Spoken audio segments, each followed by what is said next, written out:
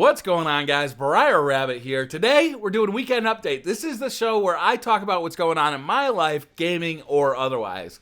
So with the gameplay, obviously, this is Titanfall. I'm having a blast with Titanfall. I am a little bit worried about it, though. I'm not so sure that this is going to have a long tail. I'm not sure I'm going to be playing this 6 months or a year from now. You know, am I going to totally forgotten about it by the time Titanfall 2 comes out? I'm a little concerned about it. I am having a lot of fun with it right now, don't get me wrong. I love the dynamics of the Titans and the pilots, and I love the different game modes. I've been playing Last Titan Standing a little bit, and that is awfully fun. It's just this like kind of mad rush to try and get as many kills as you can. You'd think it'd start off as kind of this cat and mouse game, trying to duck behind corners, not getting shot, but it ends up really being this like mad dash toward the middle, scoring as many kills as you can, and then going on to the next round. It actually is a lot of fun. Titans, I'm actually finding it's less beneficial to be really careful about your Titan and more beneficial to just rush headlong into the action, rack up as many points as you can, and then let that Titan die, you know, a quick death, jump out, and get back to it with your pilot. That seems to be working for me as far as getting as many points as I can, most attrition points. That seems to be really working, getting me up top on the leaderboard. At first, when I got a Titan, I was really protective of it. I was hanging back, and I wasn't scoring that well while I was in the Titan, not nearly as well as when I was in the pilot. So, you know, I was still a learning experience playing Titanfall. In that aspect of Titanfall, I really am still enjoying. Hopefully, this game is going to have a long tail. I'm just not so sure. I actually heard Jeff Gerstmann on the Giant Bombcast. I was listening to that today, and he compared it to the first Assassin's Creed game, how they built like these really cool systems in the first Assassin's Creed game. And I love the first Assassin's Creed game, but in the second one, they not only used all those systems, but they also fleshed it out with all these new ways to use them and this huge, awesome story arc and like all these like extra stuff that really made that series kind of stand on its own. Where a lot of critics say, well, the first one wasn't that good. It was boring. Sure, it had a lot of cool stuff, like cool play mechanics, but it didn't use them very well. The second Assassin's Creed really took those concepts and ran with them. And Jeff Gerstmann kind of said, this is what Titanfall feels like. It feels like the first Assassin's Creed game. Feels like there's all these kind of cool building blocks, but it'll take them more time to really flesh all that stuff out into a really awesome experience. And I can kind of see where he's coming from. I'm still having fun with the game, and it is a multiplayer game, which in itself creates some fun because you're playing against other people. But there's definitely some ideas there that could be fleshed out more, and I think would really add to the fun of Titanfall. So I've been really busy this week on YouTube and at work. YouTube has been mostly devoted to these guys, the Turtle Beach headsets. Did 2 reviews this week, one on the XO7, one on the XO4, and then I did a comparison video kind of comparing the XO7 to the XO4. I gotta say, I was really impressed, especially with the XO7. I like this headset. It's not going to replace my Astro A50s. The Astro A50s have too many features that the Turtle Beaches just don't at this point. Surround sound being a major one. Also, I really like how the controls are kind of like around on my ears. I also like the comfort factor of the Astro A50s. I like how the mix amp plugs into the PlayStation 4 and they are completely wireless at that point. So there's a bunch of things that the Astro A50s have that the Turtle Beaches just don't offer at this point. What I'm really looking forward to seeing, okay, is what Astro has next. What is Astro's next generation of the A40 and the A50 gonna be? I'm sure this is in the planning, right? The A50 is now, I want to say 3 years old, and the A40 is even older than that. I think they updated the A40 for 2013, but really I think they just changed the mix amp. I'm not sure that they changed the headset itself. So I think both products are probably due for an update, especially with the new generation of consoles here. I think that it is time, and I'm really looking forward to kind of seeing what they have in store. I'm also planning on picking up the Polk Audio headset for the Xbox One. The nice thing that is nice about the The nice thing about these Xbox One headsets is that they are also compatible with the PlayStation 4. For stereo gaming, you don't get any kind of surround sound out of these, but they are compatible with the PlayStation 4, and that was nice.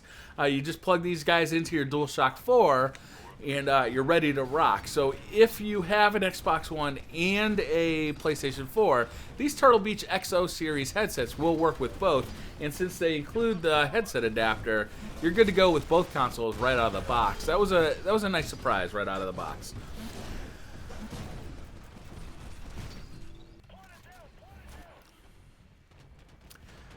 So this weekend is my birthday, and I'm actually going away for my birthday. We're taking the whole family, we're packing it up, we're going down to Philadelphia to visit my father, and I'm really looking forward to it. I think it's going to be a nice, relaxing break. It does mean that I won't be I won't be making any new videos. I'm trying to get some videos made so I can post them Friday, Saturday, Sunday. I will be back in time to do the Beastly Thoughts show, which will be great. I really look forward to it. That has become, one of my favorite things to do during the week. I've talked about TFR a couple of times on this channel. The First Run podcast is a podcast that I do with my friend Chris, and we've been doing it for like 3 years now. And I really look forward to that. And the Beastly Thoughts show has become just the same kind of thing, where I really look forward to sitting down in front of my computer and having a great conversation about video games. And I had to make sure that my plans weren't going to interrupt doing the Beastly Thoughts show. So we'll be home in time to record the Beastly Thoughts show, and I can't wait for that. But yeah, I'm really looking forward to getting away for the weekend, relaxing a little bit. Life has been stressful lately. YouTube for me is really it's a hobby, right? It's something that I just enjoy to do in my spare time, because I'm not the kind of person that likes to just sit around, watch TV, just relax. I'm too ADD for that. I like to be doing something all the time. And that's why I have 2 jobs. My main job has not been as fulfilling as I'd like it to be lately. Mainly what I've been working on are Windows XP to Windows 7 conversions for companies. If you don't know, this is way off topic, but whatever. Windows XP is not going to be supported by Microsoft anymore, which means that any new security flaws that are found are not going to be fixed. So all the big companies, any company that still has people on Windows XP needs to get them onto Windows 7 as quickly as possible. And they've had a long time to think about this, but right now they're really getting it done. So that's all I've really been working on for quite a while, and it's boring. It's like you just kind of do the same thing over and over again. It's not real tech complex and it's just boring. So I've been thinking about maybe changing careers. What YouTube has really showed me is that I like to create things. I like to have an outlet for my creative spirit, and I think I'd like to have something like that as my main job now. And I don't know, I don't have any idea of what that's going to be, but I'm definitely starting to look. I have a weekend job where I take pictures, and that's a fun thing. It's not, I'm doing sports photography, so it's not the most creative thing that you've ever seen, but it's different for me, and it does allow me to kind of be meticulous and really, work at something and try and get better at something. So yeah, I'm in this transitional phase as a worker, right? I've seen that I'm not ready to continue along the path I'm on, and I'm trying to think of a way to diverge, and I'd like to do something that is much more creative than what I'm doing now. I just don't know what that's going to be yet. YouTube has been stunningly fun. It's hard to explain how much fun it is to put a video up, make the video, right? Let's be honest here. Half of making a video is just playing a game and having a great time.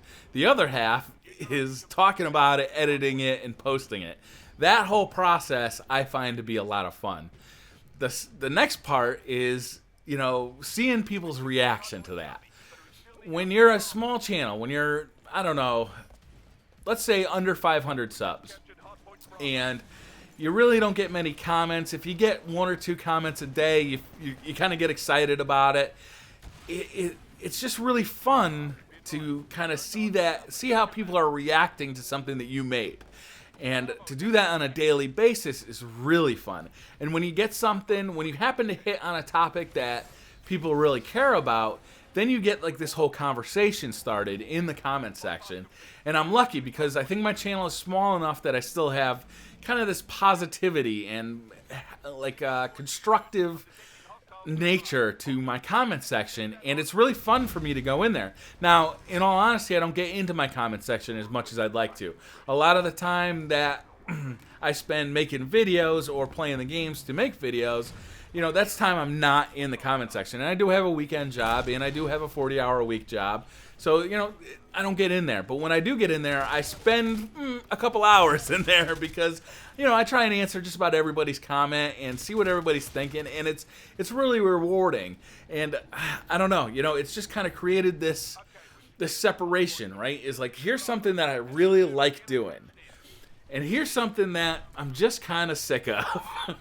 And I need to find something that is as fun and creative as YouTube, but pays as well as a real job. So that's what I've been thinking about a little bit lately. I know you guys probably don't care.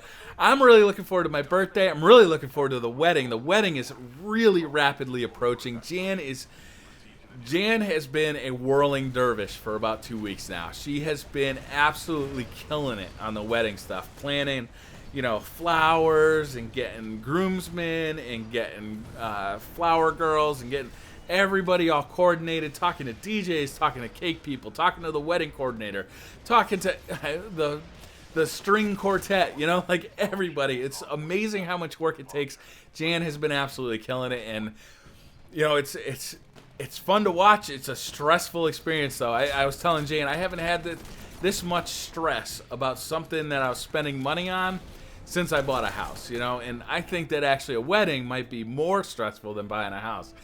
So yeah, that's what's going on in my life. I didn't talk a whole lot about gaming this week, I know that, but that's a little of this, a little of that comes into the weekend update. Thank you very much for watching. Leave your comments down below. I'd love to hear what you have to say, and I'll see you guys next time. Bye.